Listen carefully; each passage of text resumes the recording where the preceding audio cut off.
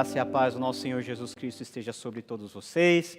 Bom dia a todos que estão nos acompanhando também pelo nosso canal no YouTube. A todos um bom dia e vamos dar sequência à nossa lição da Escola Bíblica e nós estamos falando aí do panorama do Novo Testamento. Gostaria de convidar você a abrir a sua Bíblia na carta de 2 Timóteo, capítulo 3, versículo 16. 2 Timóteo, capítulo 3, versículo 16. Versículo muito conhecido por todos, sobre a inspiração das Sagradas Escrituras. Diz assim o texto: toda a Escritura é inspirada por Deus e útil para o ensino, para a repreensão, para a correção, para a educação na justiça, a fim de que o servo de Deus seja perfeito e perfeitamente habilitado para toda boa obra. Amém. Vamos orar. Senhor Deus, nós te agradecemos e bendizemos o seu nome e te agradecemos porque nós temos em nossas mãos, ao nosso alcance, a tua palavra, a Sagrada Escritura, Senhor, o Antigo e o Novo Testamento, que nos conduzem, Senhor, ao conhecimento de Deus e do nosso Senhor Jesus Cristo, para que por meio dessa vontade, desse conhecimento, nós possamos ser redimidos e lavados. Muito obrigado, ó Pai, por toda essa série de estudos que nós estamos fazendo. E hoje, Pai, ao encerrar a Escola Bíblica nesse ano, nos ajuda também para que possamos compreender a profundidade da Tua Palavra e por ela ser moldada e transformada. É o que nós te pedimos, em nome de Jesus. Amém. Amém? Bom, vamos lá, dando sequência ao nosso estudo, tá? Antes disso, queria só avisar os irmãos que eu tive o prazer de escrever o ano passado, e foi lançado esse ano, o meu primeiro livro, que versa justamente sobre esses temas introdutórios à Bíblia, né? O livro se chama E Deus Falou na Língua dos Homens, uma introdução à Bíblia, e eu trouxe alguns exemplares para que, se alguém tiver curiosidade e quiser adquirir, pode adquirir depois do nosso culto, do encerramento, pode adquirir no balcão. O nosso irmão Ciro estará ali ajudando você a ver a obra e a adquirir, ok? Vamos lá, pessoal. Quando nós falamos do texto do Novo Testamento, nós estamos dando sequência àquilo que nós falamos semana passada, no domingo passado. No domingo passado nós falamos sobre o mundo do Antigo Testamento. Isso porque todo texto ele tem um contexto, todo texto ele é escrito dentro de um lugar, escrito por pessoas, escrito dentro de circunstâncias históricas bem definidas. O Novo Testamento foi a mesma coisa. E depois que nós fizemos aquela viagem no mundo do Novo Testamento, agora sim nós vamos aterrissar a estudar um pouquinho o texto do Novo Testamento. Mas como o Novo Testamento é riquíssimo e tem muita coisa para falar, eu vou deixar para você o convite para que no ano que vem você se matricule nas nossas salas aí, principalmente de introdução à Bíblia, para você conhecer todos os pormenores, o ano inteiro estudando a Palavra de Deus. Um dos professores é o nosso presbítero Rogério. E hoje eu vou dar só uma palhinha, né, uma explicação mais geral de dois assuntos muito importantes. O primeiro assunto eu vou gastar um pouquinho mais de tempo e o segundo eu vou passar mais rapidamente. O primeiro assunto é justamente falar sobre o cânon do Novo Testamento, ou seja, como que o Novo Testamento veio a ser recebido pela igreja como palavra de Deus. E é muito interessante quando nós lemos esse versículo que Paulo escreveu no final da sua vida, lá pelos idos da década de 60 a.C., ao seu discípulo amado Timóteo, ele fala que toda a Escritura foi inspirada por Deus e é útil para diversos propósitos que a Escritura cumpre. Mas o interessante é que quando Paulo está escrevendo isso, e quando Paulo se refere às Escrituras particularmente, o Novo Testamento, nessa época, ainda não estava completo. Os evangelhos, talvez Mateus e Marcos, já estavam escritos, Lucas já no caminho, João não tinha sido escrito ainda, nem o Apocalipse de João. Então, quando Paulo fala de toda a Escritura, a que Paulo está se referindo? Primariamente, Paulo está se referindo a todo o Antigo Testamento, porque o Antigo Testamento é a Escritura dos judeus. Mas com Jesus Cristo, com os evangelhos, com os apóstolos, uma série de outros livros começaram a ser produzidos dentro da igreja agora. E esses livros, que nós comumente chamamos de os livros do Novo Testamento, os 27, foram sendo recebidos pela igreja como tendo o mesmo valor que o Antigo Testamento tinha para os judeus. E é dentro desse contexto que surge o Novo Testamento. E é dentro desse contexto em que a Bíblia dos judeus passa a ser chamada de Antigo Testamento. Só existe Antigo Testamento porque tem o Novo Testamento.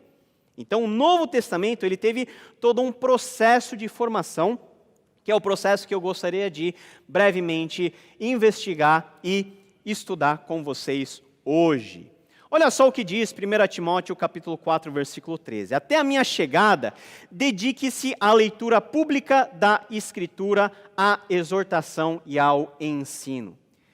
Esse versículo nos mostra que já no tempo do apóstolo Paulo, era um costume fixo da igreja que, nas suas reuniões, as Escrituras Sagradas fossem lidas em voz alta. Então, um dos elementos mais antigos do nosso culto, e insubstituíveis por causa disso, é que, desde os tempos dos apóstolos, o culto é centrado na leitura e na exposição da palavra. Primariamente os textos do Antigo Testamento, mas pouco a pouco os próprios textos escritos por Paulo, por Marcos, Mateus, Lucas e todos os restantes dos autores bíblicos. Porque quanto mais o tempo vai passando, essas escrituras que foram sendo compostas no primeiro século começam a ser reconhecidas pela igreja como tendo um caráter de autoridade, ou seja, como sendo escritura inspirada por Deus. E olha só o que diz 2 Pedro, capítulo 2, 15 a 16. Tenham em mente que a paciência do nosso Senhor significa salvação, como também o nosso amado irmão Paulo lhes escreveu, com a sabedoria que Deus lhe deu. Ele escreve da mesma forma em todas as suas cartas, falando nelas destes assuntos. Suas cartas contêm algumas coisas difíceis de entender, as quais os ignorantes e instáveis torcem, como também o fazem com as demais escrituras para a própria destruição deles. Olha só o que o apóstolo Pedro já está falando isso perto da sua morte no final da década de 60. O apóstolo Pedro está falando da prática da igreja em se ler as cartas de Paulo. O próprio Pedro faz alguns comentários engraçados. Olha, Paulo escreve da mesma maneira em todas as suas cartas, e Paulo escreve de uma maneira meio que difícil, que algumas pessoas leem e torcem. Mas o importante é que o apóstolo Pedro, quando ele escreve esses dois versículos, ele está equiparando, colocando no mesmo pé de igualdade, as cartas de Paulo com as demais escrituras. E que demais escrituras são essas? O Antigo Testamento. Então, já na época de Pedro, a igreja tinha a convicção de que os documentos escritos pelos apóstolos tinham a mesma importância dos documentos escritos pelos profetas no Antigo Testamento. Então, muita gente fala, e Natal e Páscoa é tempo de fake news, né? Principalmente relacionado à Bíblia. O pessoal fala assim, mas o cânon da Bíblia foi decidido em 325 com Constantino. Não tem mentira mais deslavada do que essa. Por quê? Porque o cânon já é de reconhecimento anterior, década de 60 antes de Cristo. E com o passar do tempo em que os autores bíblicos eles escrevem as suas cartas, os seus documentos, esses documentos passam a ser incorporados à vida da própria igreja. E isso já desde o final do século I. Mas para nós termos uma noção exata, nós precisamos recorrer às evidências externas ao texto bíblico. Porque o Novo Testamento, ele não vai trazer uma lista de 27 livros dizendo o seguinte, eis que eu te digo, meu filho, a lista canônica do Novo Testamento é essa. Mateus, Marcos, Lucas, João, Atos, Romanos. Não tem essa lista no Novo Testamento. O Novo Testamento, ele não traz isso de maneira clara. Mas nós temos algumas pistas que os pais apostólicos nos deixaram.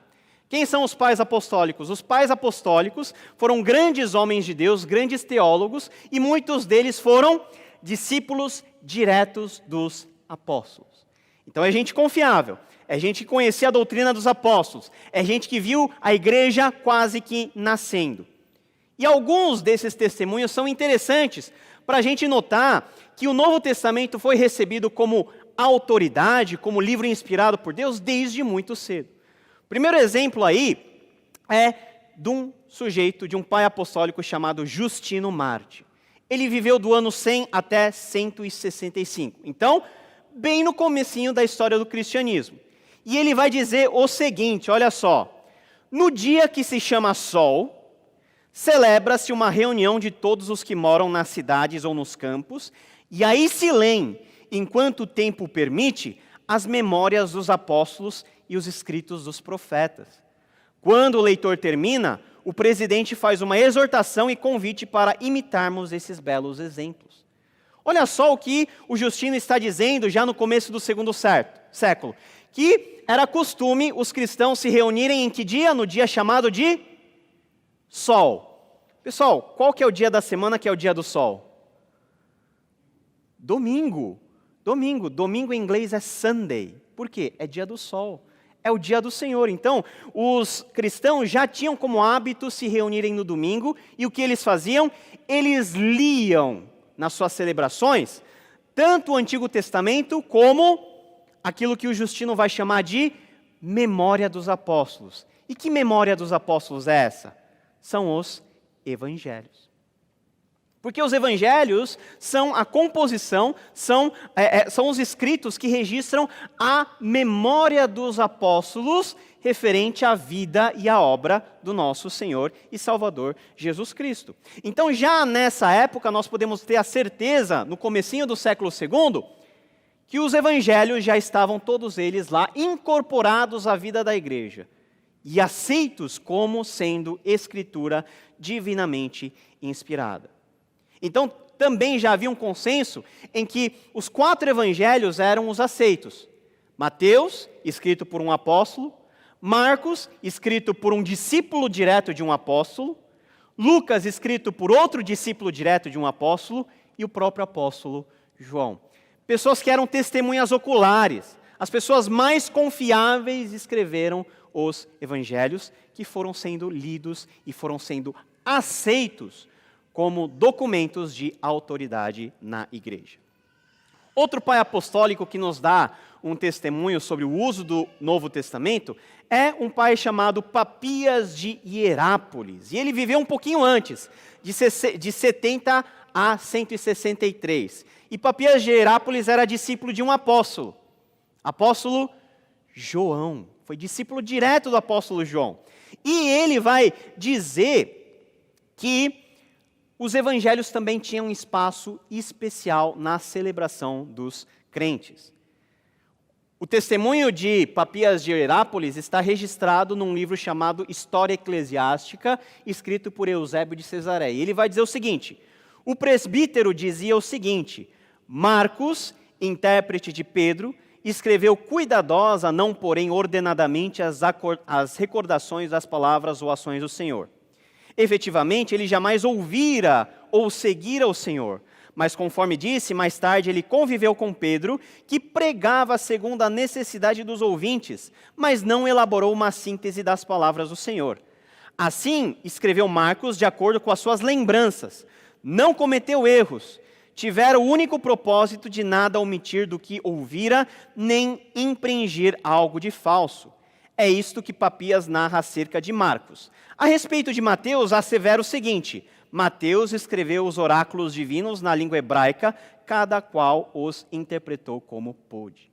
Então, olha só que interessante, já na virada do primeiro século para o segundo, Papias de Hierápolis vai dizer o seguinte, Marcos escreveu o evangelho, mas Marcos escreveu o evangelho por causa de Pedro, que era o seu discipulador. E Marcos guardou na memória tudo aquilo que Pedro falou a respeito da vida e obra de Jesus, e por inspiração do Espírito Santo ele escreveu o seu evangelho, que por sinal foi o primeiro evangelho a ser escrito. Embora Mateus seja o primeiro evangelho que esteja na nossa Bíblia, abrindo o Novo Testamento, o primeiro de fato foi o evangelho de Marcos, que serviu como fonte para os demais evangelistas. Então olha só como os evangelhos foram aceitos desde muito cedo dentro da história da igreja, e por isso não faz sentido nós questionarmos a autoridade dos evangelhos que nós temos. Uma terceira pessoa, um terceiro pai apostólico é Irineu de Leão, que viveu de 130 a 202. E ele também vai defender o uso dos evangelhos dentro da igreja. Ele vai dizer o seguinte: e em primeiro lugar, as pertencentes aos santos evangelhos são as seguintes: Mateus, no entanto, publicou entre os hebreus em sua língua própria um evangelho escrito, enquanto Pedro e Paulo anunciavam a boa nova em Roma e lançavam os fundamentos da igreja. Mas após a morte deles, Marcos, discípulo e intérprete de Pedro, transmitiu-nos por escrito igualmente o que Pedro pregara. Lucas, porém, companheiro de Paulo, deixou num livro o evangelho pregado por este último. Enfim, João, discípulo que reclinou sobre o peito do Senhor, publicou também ele um evangelho enquanto residia em Éfeso, na Ásia. Então, já no começo do segundo século, essa citação é a primeira citação na história da igreja que coloca os 4 evangelhos citados nominalmente como uma lista de escritos que a igreja reconhecia como escritos dignos de leitura e dignos de apreciação, de ensino dentro das comunidades. Isso no começo do segundo século. Mas, dentro da história da igreja, nós tivemos vários movimentos, né? A história da igreja, ela é uma constante curva de aprendizado. Tivemos muitos erros, também muitos acertos. E dentro do começo da história da igreja, nós vemos que existiram algumas pessoas que tentaram deturpar a palavra de Deus e alguns conceitos importantes da palavra de Deus. E um dos mais importantes dentro desses primeiros séculos é um sujeito que se chamava Marcião. Marcião, ele promoveu uma heresia que mais tarde foi chamada de marcionismo. E o Marcião tinha uma ideia meio que doida da cabeça. Ele falava o seguinte: veja só se não é uma ideia que alguns crentes têm hoje, né? O pregador lá em Eclesiastes falava que não existia nada de novidade debaixo do sol. E é verdade, as heresias sempre são heresias requentadas desde o primeiro século. Marcião falava o seguinte: olha, o Deus do Antigo Testamento é um Deus ruim. O Deus do Novo Testamento é um Deus de amor. Então, os crentes não têm que ler o Antigo Testamento não, porque no Antigo Testamento você vê muita morte, muita destruição, Deus mandando praga, Deus fazendo um monte de coisa que o entendimento dele era ruim. Vamos ficar só com o Novo Testamento. E vamos ficar só com o Novo Testamento também daqueles documentos que não lembram nada de elementos judaicos ou que não fazem alusão ao Antigo Testamento. Então, tudo que era ou cheirava o Antigo Testamento, o Marcião jogou tudo fora. E o Marcião foi o primeiro na história da igreja que fez uma lista de livros que ele achava que eram livros inspirados por Deus. É o que nós passamos a chamar de listas canônicas. Então, não foi um homem santo que fez uma lista dos livros que ele achava serem inspirados. Foi um herege que fez a primeira lista de livros que ele achava que deveriam ser apreciados como palavra de Deus. E olha só os livros que nós temos no cânon chamado de Marcião ou cânon marciano. Nós temos Lucas, editado, mas por que só Lucas? Porque Mateus, Marcos e João têm muita linguagem de judeu e remete muito ao Antigo Testamento. Então, corta fora. Lucas, que é o mais neutro, vamos cortar também tudo que faz referência ao Antigo Testamento, e Lucas ficou só daquele jeitinho que Marcião achava o correto. Além de Lucas, Atos, Gálatas, 1ª e 2ª Coríntios, Romanos, 1ª e 2ª Tessalonicenses, Efésios, Colossenses, Filemão e Filipenses. Basicamente, Marcião só reconhecia os escritos de Paulo. É em resposta a esse cânon de Marcião que a igreja começou a pensar e começou a entrar em um consenso de fazer uma lista, agora sim, correta dos livros do Novo Testamento. Por quê? Porque um herege lá em Sinop, não aqui, mas lá em Sinop, lá no Oriente, ele estava inventando uma moda falando que metade dos livros do Novo Testamento eram livros heréticos. Então, a igreja teve que dar uma resposta. E as respostas que a igreja deu foram as sucessivas listas que foram compiladas ao longo de 4 séculos, que deu forma final aos 27 livros que nós temos hoje no Novo Testamento. Nós temos vários, tá? Eu vou passar de relance aqui. Nós temos o cânon muratoriano, que foi uma lista de livros do Novo Testamento, composto lá pelos anos de 170 a 180 depois de Cristo. Então, ele tinha quase todos os livros do Novo Testamento já no segundo século. Então, não tem nada a ver com Constantino. A igreja já recebia os livros do Novo Testamento antes de Constantino. Mateus, Marcos, Lucas, João, Atos, as Paulinas, Tiago, 1, 2, João, Judas, Apocalipse, e tinha alguns outros livros que o Muratori colocou, mas que depois foram tirados, como o Apocalipse de Pedro e a Sabedoria de Salomão, que hoje são considerados como livros apócrifos. A outra lista é a lista aí de Eusébio de Cesareia. O Eusébio de Cesareia, ele dividiu a lista canônica em duas classificações. Uma que ele chamava de homologúmena, ou seja, os livros que a igreja com certeza tinha certeza plena de que eram de procedência divina, e os antilegômena, que eram livros que algumas pessoas tinham dúvidas a respeito do seu valor como escritura sagrada, principalmente relacionado à sua autoria. Olha só, temos nos livros confirmados os 4 evangelhos, as 14 cartas paulinas, porque o Eusébio achava que Hebreus fora escrito por Paulo. Temos 1 Pedro, 1 João, Apocalipse de João. E as cartas que algumas igrejas tinham algumas reticências eram justamente as cartas mais difíceis do Novo Testamento: Tiago, Judas, 2 Pedro, 2 e 3 João. Isso já no século III para o século IV depois de Cristo. A próxima é a lista que realmente foi ratificada e a lista que vem até hoje, que é a lista que foi fechada no segundo concílio de Cartago, no ano de 419. 419 depois de Cristo, que finalmente vai trazer todos os livros, os 27 do Novo Testamento. Então, você pode me perguntar, mas Paulo, por que demorou tanto tempo para a igreja chegar num consenso desses 27 livros? Nós estamos aqui no ano de 419. A primeira coisa é o seguinte: já no primeiro século, a maioria dos livros do Novo Testamento já haviam sido aceitos. Existiam alguns livros que eram difíceis, que a igreja ela não entrou em consenso. E por que a igreja não entrou em consenso de forma rápida? Imagina todo mundo mediterrâneo. Não tinha telefone na época, não tinha trem-bala na época, não tinha avião na época. Então, para uma igreja trocar figurinha com a outra igreja, para saber qual que era a opinião da outra igreja, tinha que viajar meses.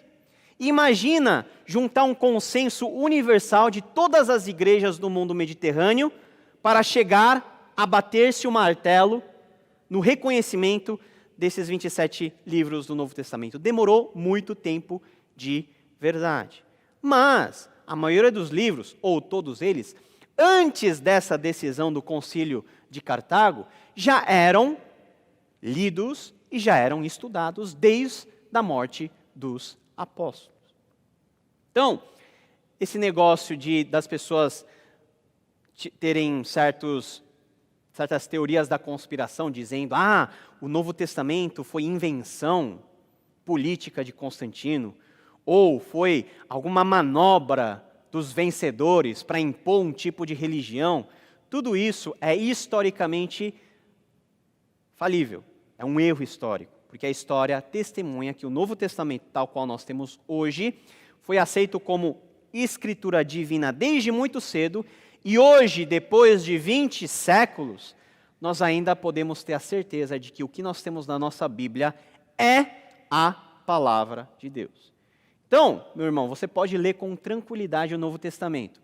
Porque se Deus, conforme 2 Timóteo 3,16, inspirou as Sagradas Escrituras, inclusive o Novo Testamento, o mesmo Espírito que inspira é o Deus que preservou, para que depois de 2000 anos, hoje, nós pudéssemos ler aquilo que saiu das penas de Paulo, aquilo que saiu das penas de Pedro, de João, de Mateus, de Lucas e de Marcos.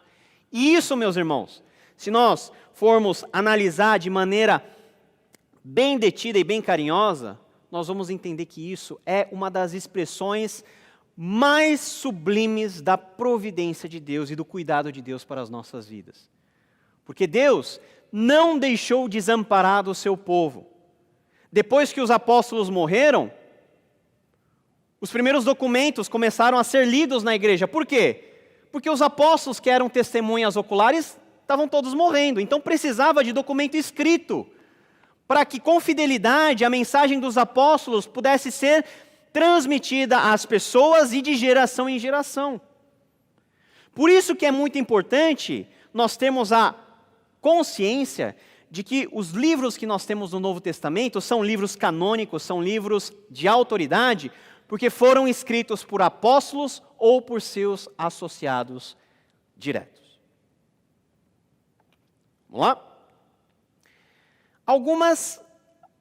Nós temos alguns tipos de parâmetro para decidir que livro é ou não um livro canônico. Na verdade, não somos nós que decidimos, essa decisão já foi feita pelos nossos ancestrais da fé. Mas algumas coisas para você parar e meditar. Primeiro padrão muito importante para você determinar se um texto é bíblico ou não, principalmente no Novo Testamento, é a questão da ortodoxia. Tá? É o que em latim nós chamamos de regula fidei, ou seja, a regra de fé. Segundo esse parâmetro, nenhum escrito neotestamentário poderia apresentar dissonância doutrinária, ou seja, a diferenciação da ortodoxia em relação à heresia. Ou seja, o Novo Testamento não pode conter em nenhuma das suas linhas alguma ideia herética, alguma ideia que é dissonante, ou seja, diferente àquilo que o Novo Testamento nos apresenta como doutrina geral. E mais para frente, o Novo Testamento, nenhuma linha do Novo Testamento pode contestar ou pode ser diferente de alguma outra linha do Antigo Testamento. Todo o Novo Testamento tem que ser ortodoxamente harmonioso com a doutrina da igreja e com aquilo que nós recebemos como herança dos judeus, que é o Antigo Testamento. Então, por isso que tem muitos evangelhos que foram escritos bem depois. Temos o evangelho da infância de Jesus Cristo, escrito por Tomé, que não foi o Tomé bíblico, foi um outro cara, que fala dos anos perdidos de Jesus, quando Jesus tinha 5, 6 anos. Aí você vê Jesus transformando passarinho de barro em passarinho de verdade, Jesus mandando praga para o professor dele, porque o professor dele foi cruel com ele na escola. Tem várias histórias muito interessantes, mas que não são canônicas. Por que não são canônicas? Porque tem um cheiro de heresia e são dissonantes em relação àquilo que nós cremos ser a ortodoxia em relação a Jesus Cristo. Okay? Então a ortodoxia é o primeiro parâmetro. Segundo parâmetro é o que nós chamamos de apostolicidade, ou seja, após aprovado pelo primeiro crivo, a próxima questão era se determinado documento for ou não escrito por um apóstolo ou por alguém ligado a um apóstolo. Pessoal, quando Marcos foi escrito, Pedro, Paulo e a maioria dos apóstolos ainda estava vivo. Então, se os apóstolos não contestaram o que Marcos escreveu, é porque o que Marcos escreveu era a verdade. Os apóstolos são o selo do imetro do Novo Testamento. As cartas foram escritas pelo próprio apóstolo. Apocalipse foi escrito pelo próprio João. Então, todos os livros do Novo Testamento têm que ter alguma relação com o apóstolo, seja de forma direta ou seja de forma indireta. No caso, Marcos, no caso, Lucas. Tiago também. Tiago não é o Tiago discípulo de Jesus, porque o Tiago discípulo de Jesus vai morrer muito cedo em Atos capítulo 12. O Tiago que escreve a carta a Tiago é o Tiago irmão, meio-irmão de Jesus. E Judas, que escreveu a carta de Judas, não é o Judas Iscariotes e nem o Judas Tadeu. É Judas também o outro meio-irmão de Jesus Cristo. Então, embora Tiago, Judas, Marcos e Lucas não sejam, por definição, apóstolos, eles eram associados aos apóstolos e tinham a chancela dos apóstolos para escrever o que eles escreveram. Então, ortodoxia, apostolicidade e um terceiro elemento importante, catolicidade. Quando nós falamos do adjetivo católico, o que vem na sua cabeça é a Igreja Apostólica Católica Romana, não é? Católico, na sua essência etimológica, significa universal. O nosso credo apostólico diz, no seu original, creio na Santa Igreja Católica. Não é a católica romana, é a católica no sentido da igreja universal, espalhada em todo o mundo. Ou seja, para que um livro do Novo Testamento pudesse ser, depois de 4 séculos, finalmente ratificada como sendo canônica, todas as igrejas de todos os cantos do mundo conhecido deveriam usá-la. Por isso que tem que ser universal. Por isso que o cânon do Novo Testamento é igual, tanto na igreja protestante como na igreja católica. A igreja católica usa o mesmo texto. Temos diferenças em relação aos apócrifos do Antigo Testamento, mas no Novo Testamento a nossa questão está fechada. A gente tem plena concordância com os católicos, porque são esses 27 livros que foram aceitos por todas as igrejas. E no sentido de que essas igrejas já haviam reconhecido há muito tempo a inspiração desses documentos e já haviam usado esses documentos há muito tempo, antes de Cartago em 419. Então, veja só que cânon não é decisão monocrática. Não é tipo o que o ministro do Supremo Tribunal faz, ele sozinho dá uma canetada e decide. É uma decisão que nem sequer é colegiada, é uma decisão, é uma prova universal, ou seja, existe cânon porque se reconhece que todas as igrejas no mundo utilizam esses 27 livros como literatura inspirada por Deus. Então, cânon não é decisão, cânon é reconhecimento daquilo que já é praticado. E como que todas as igrejas aceitaram esses 27 livros? Por obra do Espírito Santo. O mesmo Espírito que inspirou é o Espírito que transmitiu e é o Espírito que preservou esses documentos. E tem perguntas que os adolescentes fazem bastante para mim. Paulo, se acharem um documento perdido por aí, um evangelho perdido, lá nos desertos do Egito, esse documento vai ser evangelho? Não. Não. Porque eu creio que se era para aparecer um documento assim, teria que ter aparecido há 2000 anos atrás. Vai aparecer no meio do caminho, às portas de Jesus voltar, qual que seria o propósito revelativo disso? Não tem sentido, né? É muitíssimo improvável que possa acontecer, quase beirando ao impossível que isso efetivamente possa acontecer. Então, pessoal, cânon do Novo Testamento é algo que nós podemos definir dessa maneira. É um processo que passou por todo um pensamento dos grandes pensadores da igreja, que passou por muita discussão, muita gente quebrou a cabeça, teve briga por causa disso, teve discussão, mas depois de uma curva de aprendizado de 4 séculos, de 400 anos, 300 e pouquinho na verdade, a igreja finalmente pôde bater o martelo e falar, de Mateus a Apocalipse, esses 27 livros são palavra de Deus. E palavra de Deus que nos revela quem é Deus e o que Ele faz em nós por meio do nosso Senhor Jesus Cristo. Ok? Vamos lá. Vamos passar essa parte. Opa. E vamos lá. Vamos fazer, para terminar, só uma rápida revisão da estrutura do Novo Testamento. Quantos sabem de cor os 27 livros do Novo Testamento? Sabe? O presbítero Rogério tem que saber. Vamos tentar declamar, agora é proibido abrir o índice. Quem abriu o índice agora está colando. Vamos tentar declamar os 27 livros do Novo Testamento. Vamos lá, 1, 2, 3 e... Mateus, Marcos, Lucas, João. Atos, Romanos. 1ª, 2ª Coríntios, depois vem o quê? Gálatas, Efésios, Filipenses, Colossenses, 1, 2 Tessalonicenses, 1, 2 Timóteo, Tito, Filemão. Depois vem o quê? Hebreus, Tiago, 1, 2 Pedro, 1, 2, 3 João, Apocalipse. Né? Esses são os livros, Judas, né? Judas e Apocalipse. Esses são os 27 livros que são agrupados de formas diferentes, tá? E nós temos uma classificação meio que pedagógica. Nós temos aí os evangelhos. Nós chamamos os evangelhos de várias formas.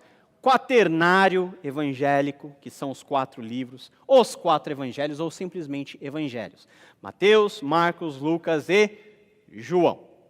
Dentro da classificação dos evangelhos, nós temos uma subclassificação, que é chamar Mateus, Marcos e Lucas de evangelhos sinóticos. Por que, pessoal, Mateus, Marcos e Lucas são evangelhos sinóticos? Isso, quem já leu a Bíblia sabe, quem já leu os evangelhos sabe. Mateus, Marcos e Lucas escrevem muito parecidinho. O que é sinopse?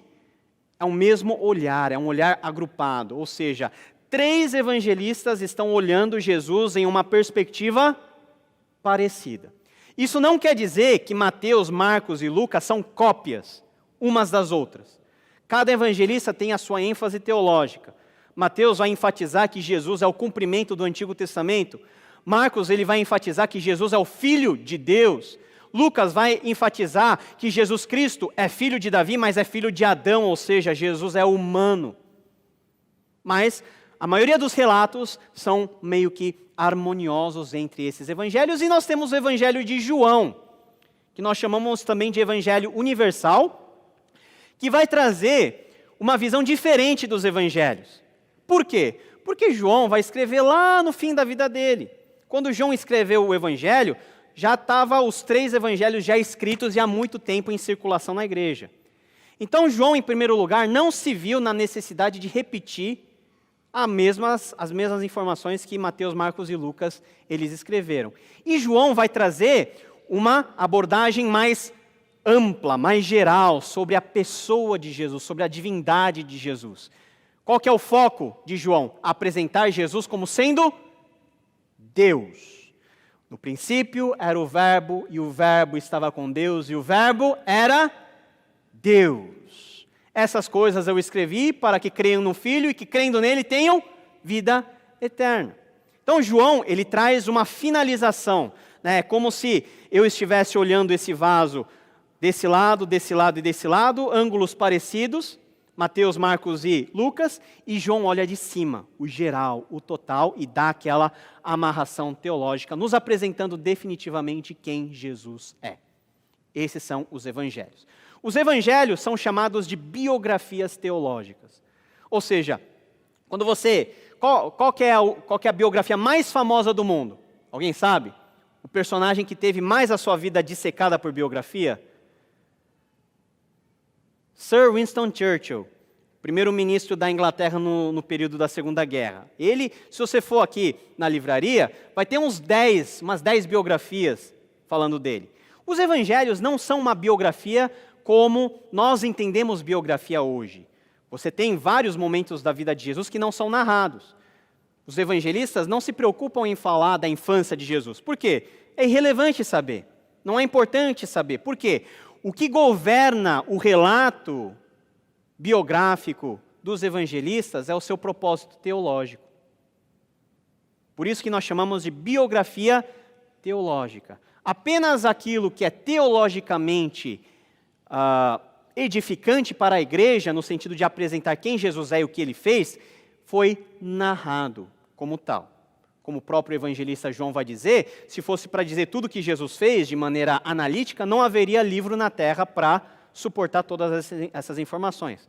Lógico que é uma linguagem de figura que o apóstolo João fala, no sentido de dizer que eles não estão muito interessados em narrar tudo o que aconteceu, mas narrar aquilo que é importante nós sabermos a respeito de Jesus, sobre o que ele é, o que ele fez por nós.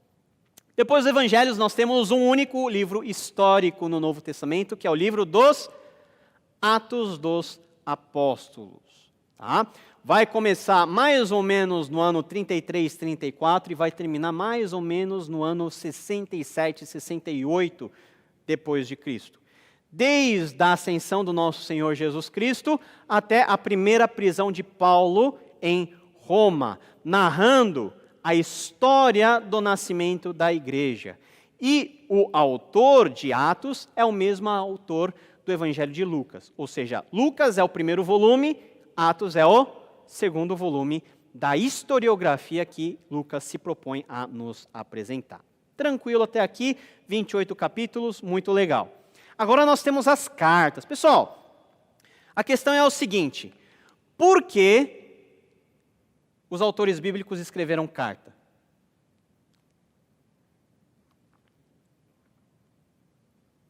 Por quê? Alguns fatores são interessantes. Uma, porque as distâncias entre as igrejas eram muito grandes. Então, não havia Skype, não havia Zoom, né? Se Paulo tivesse nascido hoje, ele falaria tudo por Zoom e gravava, né? Mas na época não tinha Zoom. A única maneira de você transmitir informação de forma segura era por meio de carta.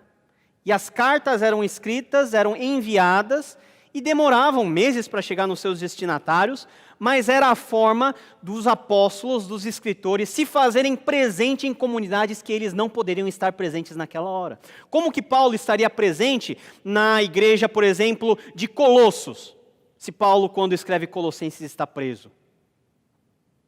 Como que Paulo vai se comunicar ao seu discípulo Filemão, se quando Paulo escreve Filemão, Paulo está preso? Esse é um fator interessante. O outro fator interessante é o seguinte: quando as cartas de Paulo chegavam na igreja, o que as pessoas faziam com essa carta? Liam. Mas não é uma leitura particular assim.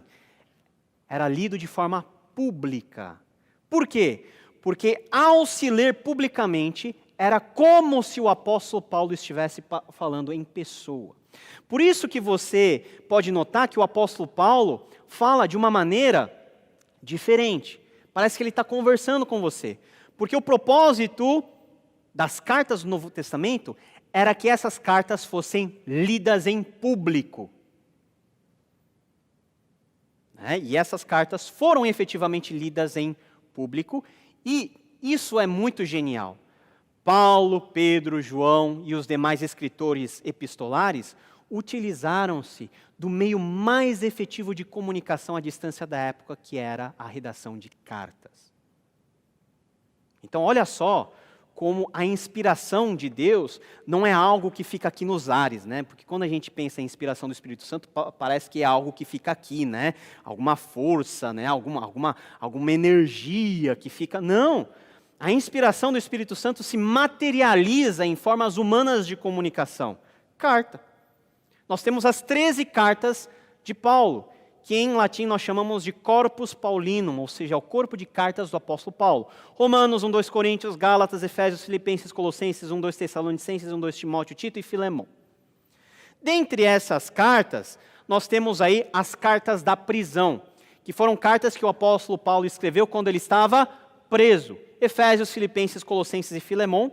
E nós temos um outro conjunto de cartas que nós chamamos de cartas pastorais, que foram as últimas cartas, provavelmente, que o apóstolo Paulo escreveu para direcionar os seus discípulos amados, principalmente Timóteo e Tito, a serem melhores pastores. Então você vê Timóteo e Tito, a linguagem extremamente emotiva, né? Você quase chega a chorar porque você vê Paulo falando as suas últimas palavras ao seu discípulo amado Timóteo e Tito. Fechando as cartas pastorais, nós temos as cartas gerais. Por que cartas gerais? Porque são cartas que versam de vários temas e foram escritos por várias pessoas. Dentre essas cartas, Hebreus, Tiago, 1, 2 Pedro, 1, 2, 3 João e Judas, a pedra do sapato da teologia do Novo Testamento é Hebreus. Porque Hebreus, oficialmente, é o único livro cuja autoria é incerta. Não existe consenso na teologia em quem escreveu Hebreus. Alguns defendem que foi Paulo, outros que foi Barnabé, outros que foi Apolo, outros que foi Áquila, outros que foi uma infinidade de pessoas. Mas o Orígenes de Alexandria, lá no século IV, ele cunhou uma expressão que ficou famosa para os anais da história da Bíblia, que diz o seguinte: quanto à autoria de Hebreus, só Deus o sabe. É aquela declaração que mesmo as pessoas do 3º século, 4º século, não tinham certeza de quem escreveu. Porque Hebreus não traz identificação nenhuma do remetente, de quem está enviando.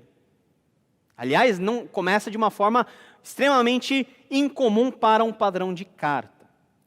Fora Hebreus, nós temos Tiago, que foi escrito pelo meio-irmão de Jesus, 1-2 Pedro, que foi escrito por Pedro, apóstolo, 1-2 3 João, que foi escrito por João, apóstolo, e Judas, que foi escrito por Judas, o meio-irmão de Jesus Cristo. E por fim, nós temos o livro de Apocalipse, que é classificado como uma literatura apocalíptica. O que é uma literatura apocalíptica? É uma literatura que evoca eventos do futuro, utilizando-se de linguagem extremamente espiritual. Anjos, visões, sonhos. Então, esse tipo de literatura mais visionária, que também está presente na segunda metade de Daniel, no Antigo Testamento, Zacarias, Ezequiel, são todas elas consideradas literatura apocalíptica. E, finalmente, nós temos o Apocalipse de João, para fecharmos aí toda a discussão e esse overview rápido do Novo Testamento. Para nós chegarmos aonde? Para nós chegarmos a afirmar novamente que o Novo Testamento é a palavra de Deus. Todo o Novo Testamento foi inspirado por Deus. E se nós quisermos conhecer Jesus Cristo, nós precisamos recorrer aos evangelhos. Se nós quisermos conhecer o que os apóstolos construíram sobre o fundamento de Jesus Cristo, nós precisamos ler as cartas. Se nós queremos saber o que vai acontecer conosco e qual é a esperança que move o crente, nós precisamos ler Apocalipse. E todas essas aulas, nesse mês de dezembro, as 2 aulas de introdução de panorama ao Antigo Testamento, as 2 aulas de panorama ao Novo Testamento, são dadas na expectativa e na oração de que os irmãos possam se sentir mais incentivados a conhecer melhor a Bíblia Sagrada, a ler a Bíblia Sagrada todo dia. Porque Deus, na sua providência, escolheu apenas uma maneira de se comunicar de forma redentiva com o ser humano, que é por meio da Bíblia Sagrada. Os 66 livros, 39 do Antigo Testamento, 27 do Novo Testamento, que constituem a palavra, toda ela inspirada por Deus. E é sobre essa palavra que deve ser alicerçada a nossa fé. É sobre essa palavra que são alicerçadas todas as doutrinas da nossa igreja. Sobre essa palavra que a igreja exerce disciplina. Sobre essa palavra que a igreja ensina, pastoreia. Essa palavra é a palavra de Deus. Amém? Que Deus possa abençoar a sua vida e que você possa ter saído aí enriquecido depois desse mês intensivo aí de estudos panorâmicos na Bíblia Sagrada. Vamos colocar de pé? Mais uma vez, quem quiser adquirir o livro, está aí afora. Você pode adquirir aí com o Ciro, tá bom? Vamos orar ao Senhor, agradecer por esse dia e nós vamos encerrar o nosso culto e a nossa escola bíblica dominical. Senhor nosso Deus, nós te agradecemos, glorificamos o teu nome, porque aprove a Deus, na sua sabedoria e providência, nos revelar a tua vontade. Vontade essa que foi manifesta em forma gráfica, e nós podemos ter em mãos a Bíblia Sagrada, que é a revelação especial, que nos conduz ao conhecimento de Deus, que nos conduz a vivermos a aliança que Ele faz com o seu povo. Obrigado, Pai, porque por meio da palavra nós conhecemos Jesus. Obrigado, Senhor, por meio da palavra nós conhecemos a salvação e a redenção. Faz com que essa palavra possa ser, ó Deus, algo importante, primordial em nossa vida, nesse novo ano que se inicia. Ó Deus, também leva-nos em paz e em segurança. Abençoa, Senhor, esse restante dia, dia do Senhor, e nos traz novamente, Senhor, com alegria e gratidão para o nosso culto vespertino. Muito obrigado, leva todos na tua bênção e na tua paz. É o que nós te pedimos, em nome de Jesus. Amém. Amém, meus irmãos, está encerrado o nosso culto. Vão em paz, que Deus abençoe todos vocês. Bom descanso a todos.